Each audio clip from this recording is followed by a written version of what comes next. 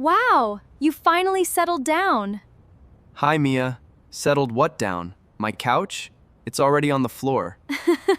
Settle down means starting a stable life after a long time. For example, you found an apartment and settled down after months of searching. Or, they got married and settled down.